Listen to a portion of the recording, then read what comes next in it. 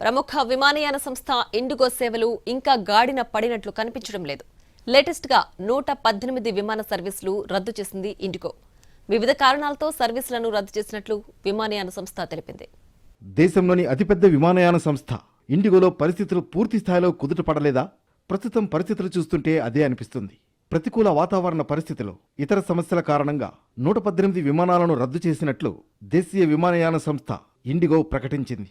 ఈ విషయాన్ని సంస్థ తన వెబ్సైట్లో పొందుపరిచింది. వీటిలో 6 విమాన సర్వీసులు నిర్వహణ కారణాలతో నిలిచిపోగా, మిగిలినవి వాతావరణ పరిస్థితులు అనుకూలించకపోవడంతో రద్దు చేసినట్లు తెలిపింది. హైదరాబాద్తో పాటు ఢిల్లీ, ముంబై, బెంగళూరు, కొచ్చిన్, కోల్కతా, అమృత్సర్, చండీగఢ్, జైపూర్, డెహ్రాడూన్, ఇండోర్, పాట్నా, భోపాల్ నగరాల్లో విమాన సర్వీసులు రద్దు చేసినట్లు ఇండిగో వెబ్సైట్ ద్వారా తెలిపింది. ఢిల్లీ, ఉత్తర భారతదేశంలోని అనేక విమానాశ్రయాలలో పొగమంచు వాతావరణ పరిస్థితులు కొనసాగుతున్నాయని ఆ సంస్థ వెల్లడించింది.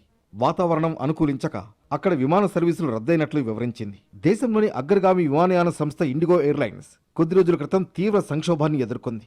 100 విమాన సర్వీసులు రద్దు కావడం, సరైన సమాచారం లేకపోవడంతో ప్రయాణికులు ఇబ్బందులు పడ్డారు.